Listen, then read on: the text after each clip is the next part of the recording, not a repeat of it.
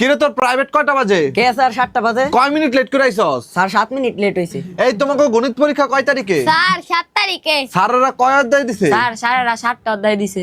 আমি কয় অধ্যায় করাইছি? স্যার আপনি 7টা অধ্যায় করাইছেন। भाई यहाँ पे क्या हो रहा भाई? স্যার এই অঙ্কটা বুঝতাছি না, একটু বুঝায় দেন তো। দেখি কোন অধ্যায়ের কোন অঙ্ক?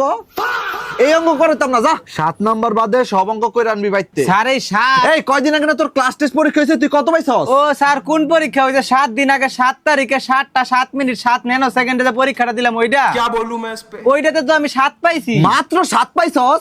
আরে স্যার 7 এ 7 পাইছি। 7 তে 7 পাও দিত না, হয় 6 পাবি না 8 পাবি। আক করে দিছ আর রিসস লেহস না কে? স্যার নামটা ডাবারি না। কত নামটা দেখি তো। হ্যাঁ এটা তো সহজ, 7 কে 7।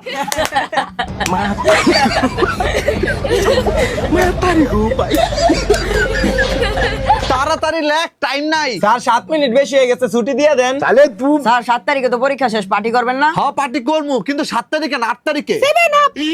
এই 7 আপ কেডা করে? এই তুই 7 আপ কইছস, তুই 7 আপ কস কে? আরে স্যার পার্টি করার পরে কিছু খাওন লাগবো না, এর লেগে 7 আপ কইছি। 7 আপ। 7 আপ। 7 আপ।